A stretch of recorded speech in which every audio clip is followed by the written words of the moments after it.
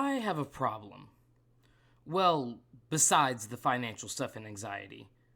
Actually, I think these all come together. Let me explain. See, my problem is that I buy too many video games and leave them in a cabinet, albeit a really nice one, and I never really try to play them.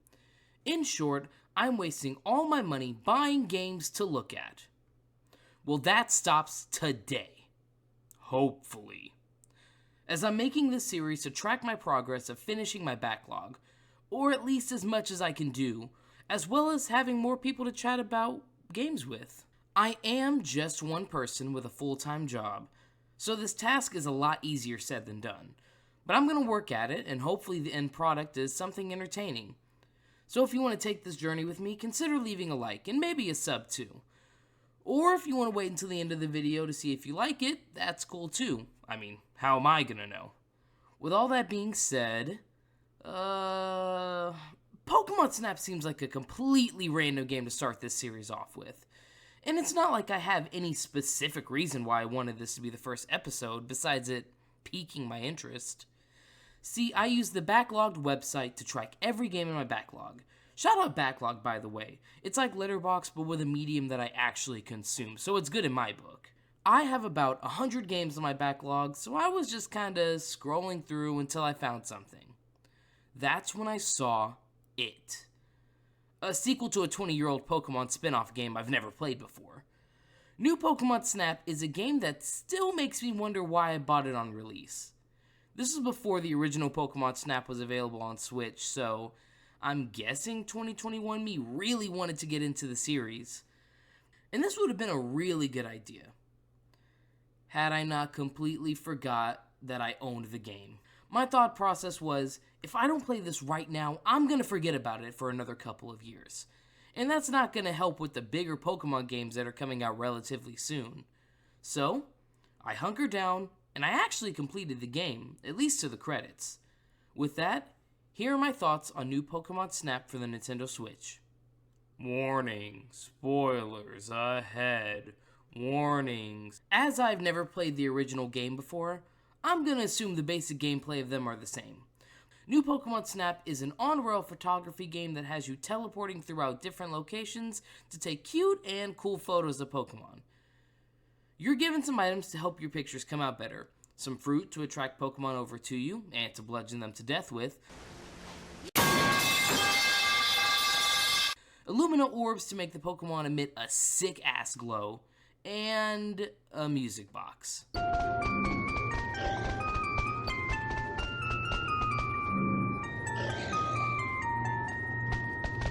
I don't like the music box. Pretty simple stuff, not a big fan of it. But before I get into that, I do want to give props to how good this game looks. Because the main focus of the game is taking good photos, I would hope that the graphics on the game are nice, and everything really does deliver, especially with how Pokemon look when you throw an Illumina orb. I think the only gripe I have is with the art style specifically. I'm not the biggest fan of how the Pokemon look in Sword and Shield. I think they look like plastic, and Pokemon Snap leans more into that than actually having a lot of the texture on the Pokemon like in Scarlet and Violet. Don't get me wrong, the game looks really good, and Pokemon should strive to make their game world look this good in the future. It should also come with, well, a little more realism with how they look. I don't know where to put this part, so seeing the Morlo marching in the jungle map reminds me of that one Night song. The ants go marching one by one, hurrah. I am so glad I can finally say that out loud. I needed somebody to know how I felt about that. Now on to the controls, which I really do not like. Now I do enjoy taking the pictures in-game, but this camera really makes all the before and after moments frustrating to deal with. Since you're not moving forwards or backwards on your own, the left stick controls a little reticle that you can use to aim your fruit or orb throws. Everything makes sense for where it's supposed to be and what it's supposed to do, but the camera still feels a bit weird to me. And it doesn't help that at the start of the game, the camera speed is dog shit. Through the options, you can make it a bit more bearable, but it still doesn't feel right to me at all. As well as the taking photos portion, there's also the picking photos portion. I actually like that you have to pick your best photos based on your own judgments. It would definitely make the game easier if it auto-scored your different starred photos, but the choice being in your hands make it feel like I can control a little bit more, which for a game that sets you on a completely predetermined path, it's nice for me to get to pick things every once in a while. Overall, the gameplay isn't flashy or anything, but being able to interact with basically every Pokemon with an orb or fruit is a nice immersive experience. The story of the game is fine. I mean, we're playing Pokemon, the story isn't groundbreaking by any means, but it's serviceable to get us from point A to B. Todd from the first game is here, though. This is probably cool for fans of the game, and I'm glad they have something to be happy about, so points for that. You are a Pokemon photographer taken under the mentorship of Professor Mirror and Todd, along with 2 other placeholder characters that have neat designs but not much else, Rita and Phil.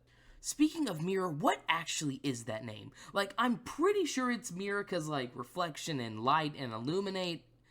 I guess. I don't know. It sounds like I'm kind of grasping at straws at this point. A lot of the plot is forwarded by these minute-long text boxes where the characters are dumping everything you need to know before moving on to the next course. Speaking of the courses, this is easily the highlight of the game. There are multiple different locations to visit, from a nature park and nice beaches to the frozen snowlands in the bottom of the ocean. I'm a fan of each of the different locations around the game. Hits all the common places pretty well, and I like the ancient ruins that you can visit at the end of the game. The amount of Pokemon you can encounter in each area between the Research Level 1 and 2 versions of the map are surprisingly diverse, and I like how many different Pokemon they actually packed into the game. The interactions are a key selling point to me. More opportunities to get sick photos of 2 Pokemon about to fight, one that's in the process of eating or chasing another, or just 2 little cuties standing next to each other. There's a certain aspect of reality that this creates. Unlike the main series at the time, that just had everyone standing around, giving no mind to anyone else around them except the trainer when they lock eyes. And this isn't to hate on Sword and Shield, because I don't think they're bad games, but it's so good that these kinds of things happen in Pokemon Snap. Because why else would you want to play a game like that if not for the intricacies? Now, how do I feel overall? Well, this whole experience has been a bit of a mixed bag for me. This game has a lot of challenges and side quests that you can do, as well as legendary Pokemon that you can find throughout every map. I think a lot of them show up when you're research level 3 on a particular map, and the side quests seem interesting. There are certain characters that want to see things like Pokemon interacting with each other, or you interacting with the Pokemon to turn into unique scenarios. All of this seems fun, but I find myself not caring to play through the map after I've played through level 2 once. I think most of it boils down to a gameplay loop that I'm not the biggest fan of engaging with, and having to do the exact same map with a few small variations just isn't fun. The game requires you to at least get to level 2 to find the other path meant to find the glowing Illumina Pokemon at the end of the map. And that only meant about 2 times on the map before you leveled up. But I don't want to play level 2 version more than twice. Now maybe it's because I'm not a real grinder, but I don't feel excited having to play a map multiple times just to get a new level of research that barely changes the map at all. It made the mid-game a slog to me, as I wanted the game to be coming to an end a lot sooner. Not the best way to feel about a game that I spent $60 on at release, and it definitely did sully my time with this game. I think I've experienced enough of the game getting to the credits, and I have no desire to play through any of the post-game or finish any of the remaining quests I had, besides for the recordings for this video.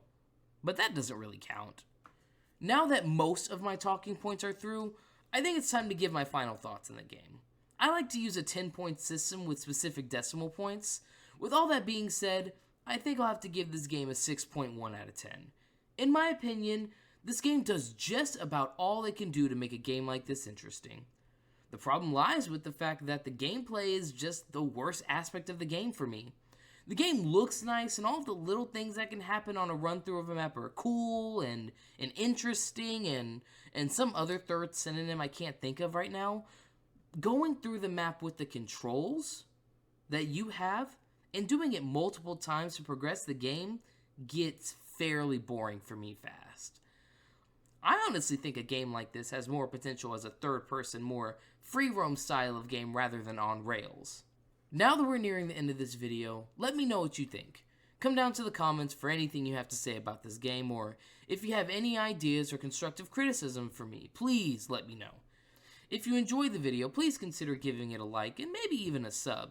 It will mean a lot to me. I plan on taking as many games as possible on this journey, so expect another video on another game at some point in the near future. Thanks for watching, and have yourself a good one.